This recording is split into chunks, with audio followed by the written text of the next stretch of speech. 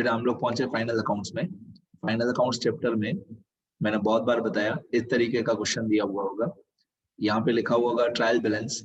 Suppose करो यहाँ पे ओनर का नाम दिया हुआ है mister X, trial balance of mister X, और सपोज करो यहाँ पे डेट दी हुई है 31/3/2026।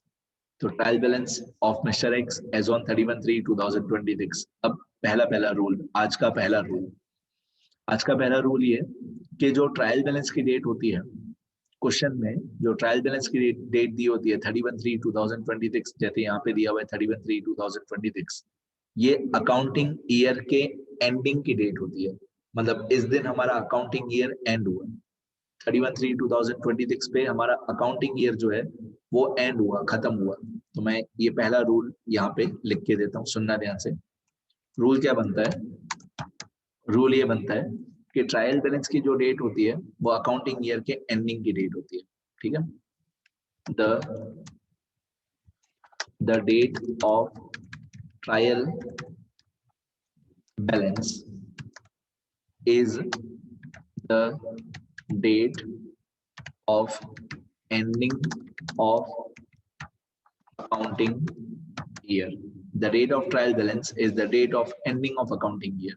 तो जैसे अभी इस क्वेश्चन में हम लोगों को डेट दी हुई है, कौन सी डेट दी हुई है क्वेश्चन में? हमको डेट दी हुई है 31/3/2026। 31/3/2026 ये डेट दी हुई है। देखो ये ट्रायल बैलेंस की डेट दी हुई है 31/3/2026। तो अगर ये डेट दी हुई है 31/3/2026, मतलब इस दिन पे हमारा अकाउंटिंग ईयर एंड हुआ। 31/3/2000 जो ट्रायल बैलेंस की डेट होती है उस दिन अकाउंटिंग ईयर एंड हुआ। तो हमारा अकाउंटिंग ईयर बिगिन कब हुआ होगा? हमारा अकाउंटिंग ईयर बिगिन हुआ होगा 1/4/2025 है। 1/4/2025 पे हमारा अकाउंटिंग ईयर बिगिन हुआ होगा, पहला रूल। तो इतना आप सब लोगों के दिमाग में होना चाहिए, ये पॉइंट बहुत क्लियरली समझ में आनी चाहिए कि ट्रायल बैलेंस की जो डेट होती है वो अकाउंटिंग ईयर के एंडिंग की डेट होती है। ये बहुत ह्यूज चैप्टर है। कभी डेट्स हार्ड होंगी, कभी अमाउंट हार्ड होगी, कभी कोई ट्रांजेक्शन हार्ड होगी, डेबिट क्रेडिट करना हार्ड होगा, कुछ ना कुछ तो हार्ड आएगा ही हर जगह पे। तो पहला रूल, ठीक है, मैं तीसरी बार बोल रहा हूँ, पहला रूल, आज का पहला रूल, ये ट्रायल बैलेंस की जो डेट होती है वो अकाउंटिंग ईयर के एंडिंग की डेट होती है। तो इस क्वेश्चन में जैसे 31/3/2026 है, तो हमारा ईयर बिगिन कब होगा? 1/4/25। चलो ये रूल मैंने आपको बता दिया। आगे इस तरीके का ट्रायल बैलेंस क्वेश्चन में दिया हुआ होगा, एडजस्टमेंट्स क्वेश्चन में दी होगी। अब अगर क्वेश्चन में लिखा हुआ है trial balance of mister X, तो हम आंसर में ऐसे लिखेंगे trading account of mister X for the year ending on 31/3/2026। इस तरीके से लिखेंगे trading account of mister X for the year ending on 31/3/2026। फिर प्रॉफिट एंड लॉस अकाउंट में भी ऐसे ही, profit and loss account of mister X for the year ending on 31/3/2026. Profit and loss account की भी same heading, profit and loss account of Mr. X for the year ending on 31/3/2026.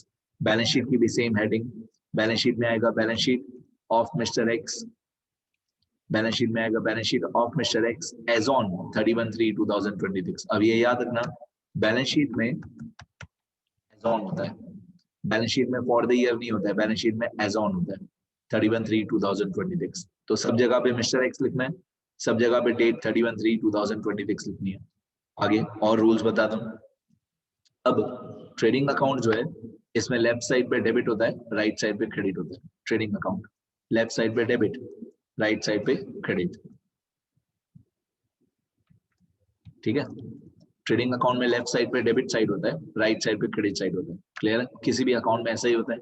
Profit and loss account में भी left side पे debit और right side पे credit. Profit and loss account में भी ऐसे ही होता है।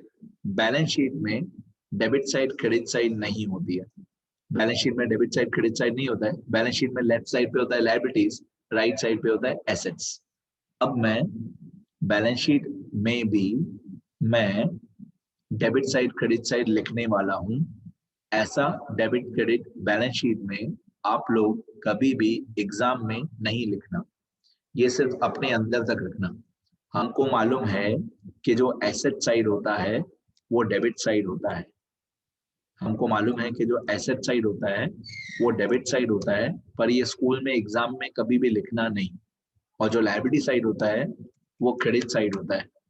ऐसा कभी स्कूल में आप लोगों ने लिखा एसेट साइड डेबिट और लायबिलिटी साइड क्रेडिट, तो आपकी टीचर या प्रोफेसर सीधा आपको 0 मार्क दे देंगे। तो ये डेबिट क्रेडिट कभी लिखना नहीं, ये वाला डेबिट क्रेडिट कभी लिखना नहीं, सिर्फ आपके समझने के लिए ये डेबिट क्रेडिट। ठीक है, ठीक है बेटा, मैं फिर से बोलता हूँ, कभी भी एग्जाम में ये एसेट साइड पे डेबिट या लायबिलिटी साइड पे क्रेडिट ऐसा लिखना नहीं, ये सिर्फ आपके समझने के लिए।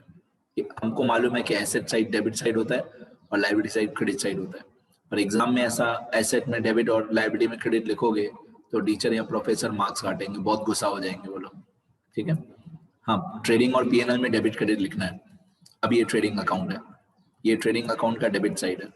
ट्रेडिंग अकाउंट में डेबिट साइड पे अगर हम लोग कुछ भी ऐड करें, ट्रेडिंग अकाउंट में डेबिट साइड पे ऐड करें तो वो डेबिट ही हुआ। अगर ट्रेडिंग अकाउंट में डेबिट साइड पे हम कुछ भी लेस करेंगे, कुछ भी माइनस करेंगे, तो ऑब्वियसली वो क्रेडिट हुआ। ये चीज याद रखो, लेस करेंगे तो क्रेडिट हुआ। ठीक है, ये चीज याद रखो। अभी मैं 6 के 6 कॉलम, हमारे पास 6 कॉलम है, मैं बोलता हूँ मेरे हर सेंटेंस में एक नया रूल आएगा।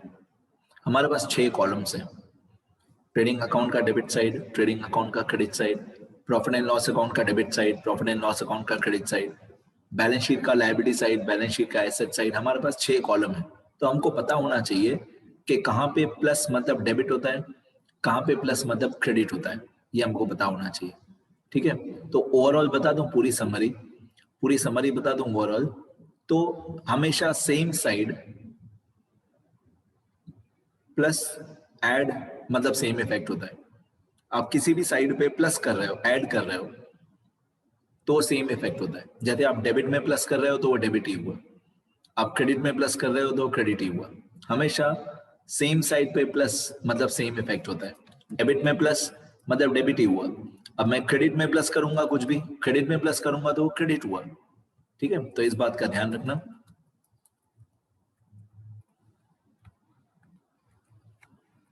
देखो, डेबिट साइड पे प्लस मतलब डेबिट ही हुआ, डेबिट साइड पे माइनस मतलब क्रेडिट हुआ। अब क्रेडिट साइड पे अगर आप कुछ भी ऐड कर रहे हो तो वो क्रेडिट ही हुआ। क्रेडिट में ऐड मतलब क्रेडिट हुआ। और क्रेडिट साइड पे अगर आप क्रेडिट साइड पे कुछ भी लेस कर रहे हो, क्रेडिट साइड पे कुछ भी माइनस कर रहे हो,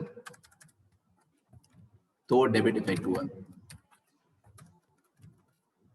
ठीक है, तो सिंपल भाषा में प्लस मतलब सेम इफेक्ट, माइनस मतलब ऑपोजिट इफेक्ट। डेबिट साइड पे प्लस मतलब डेबिट ही हुआ, डेबिट साइड पे माइनस मतलब क्रेडिट हुआ। क्रेडिट साइड पे प्लस मतलब क्रेडिट ही हुआ, क्रेडिट साइड पे माइनस मतलब डेबिट हुआ। सेम ऐसा ही ट्रेडिंग में आएगा और सेम ऐसा ही प्रॉफिट एंड लॉस अकाउंट में आएगा, सेम आंसर। ये प्रॉफिट एंड लॉस अकाउंट में भी वही होगा, डेबिट में प्लस मतलब डेबिट, डेबिट में माइनस मतलब क्रेडिट, क्रेडिट में प्लस मतलब क्रेडिट, क्रेडिट में माइनस मतलब debit. Profit and loss account के भी वही रूल्स, सेम सेम रूल्स, वही रूल्स। ठीक है, डेबिट साइड पे प्लस मतलब डेबिट, डेबिट साइड पे माइनस मतलब क्रेडिट, क्रेडिट साइड पे प्लस मतलब क्रेडिट, क्रेडिट साइड पे माइनस मतलब डेबिट। बैलेंस शीट में ऑब्वियसली थोड़ा अलग होगा। बैलेंस शीट में हम लोग पहले एसेट साइड से शुरू करते हैं, बैलेंस शीट में हम लोग पहले एसेट साइड से शुरू करते हैं। एसेट एसेट साइड पे अगर आप कुछ भी ऐड कर रहे हो मतलब आपने उसको डेबिट किया। एसेट साइड पे आप कुछ भी ऐड कर रहे हो मतलब आपने डेबिट किया। और एसेट साइड पे अगर आप एसेट साइड पे कुछ भी लेस कर रहे हो मतलब आपने उसको क्रेडिट किया।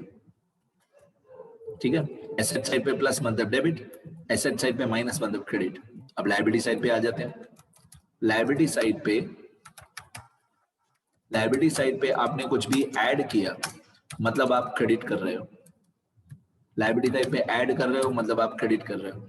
और अगर आप लायबिलिटी साइड पे लेस कर रहे हो, माइनस कर रहे हो, मतलब आप डेबिट कर रहे हो।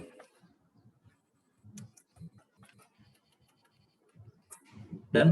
तो ये मैंने 6 के 6 कॉलम में बता दिया। सब जगह पे प्लस मतलब सेम इफेक्ट, माइनस मतलब ऑपोजिट इफेक्ट। अगर 6 के 6 कॉलम्स की समरी बोलनी हो तो ऐसे बोलेंगे, प्लस मतलब सेम इफेक्ट, माइनस मतलब ऑपोजिट इफेक्ट।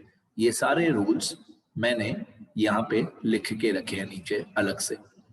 देखो ये पहला रूल तो मैंने बता दिया, 1-2 लेक्चर पहले ही बता दिया। All the amounts of trial balance will have one effect on same side. All the amounts of adjustments will have two effects, that is one debit and one credit. ये भी मैंने इस वीडियो लेक्चर में बताया। The date of trial balance is the date of ending of accounting year. The date of trial balance is the date of ending of accounting year. Trial balance की जो date होती है वो accounting year के ending की date होती है। फिर ये सब मैंने इस वीडियो लेक्चर में बताया। ऐड मतलब सेम इफेक्ट होता है, लेस मतलब ऑपोजिट इफेक्ट होता है। डेबिट साइड पे प्लस मतलब डेबिट, डेबिट साइड पे माइनस मतलब क्रेडिट, क्रेडिट साइड पे प्लस मतलब क्रेडिट, क्रेडिट साइड पे माइनस मतलब डेबिट। एसेट साइड पे, एसेट साइड मतलब डेबिट साइड, लायबिलिटी साइड मतलब क्रेडिट साइड। एसेट साइड पे प्लस मतलब डेबिट, एसेट साइड पे माइनस मतलब क्रेडिट, लायबिलिटी साइड पे प्लस मतलब क्रेडिट, लायबिलिटी साइड पे माइनस मतलब डेबिट। एक चीज और बता देता हूं जो हमारे इंडियन लॉ के हिसाब से जरूरी है, never use the symbols, never use the symbols plus और माइनस। आप लोग प्लस और माइनस का सिंबल कभी यूज नहीं करोगे। Instead we should use the words ed और लेस। और लेस मतलब कभी भी, ये हमारे इंडियन गवर्नमेंट का लॉ है कि कभी भी आप फाइनल अकाउंट्स में प्लस माइनस नहीं लिख सकते हो। प्लस की साइन माइनस की साइन नहीं लिखनी है। प्लस की जगह पे आपको हमेशा ऐड लिखना है और माइनस की जगह पे आपको हमेशा लेस लिखना है। मेरे से भी बहुत बार ये गलती हो जाती है, मैं खुद भी बहुत बार प्लस माइनस लिखता हूँ, बट वो गलत है। प्लस माइनस नहीं लिखना चाहिए, ऐड लेस लिखना चाहिए। ठीक है, तो पहले मैं एक बार स्क्रॉल कर देता हूँ कि इस वीडियो लेक्चर में मैंने क्या क्या बताया।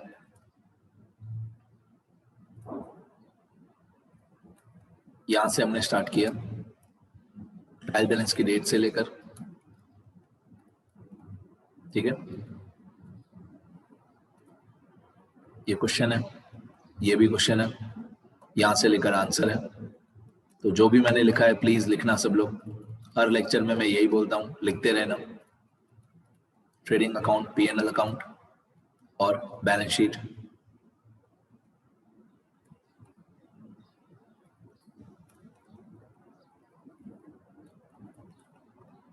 ये रूल्स हैं, ये लिखना सब लोग, ठीक है। इतना लिखो सब लोग तो और आगे रूल्स बताता हूं।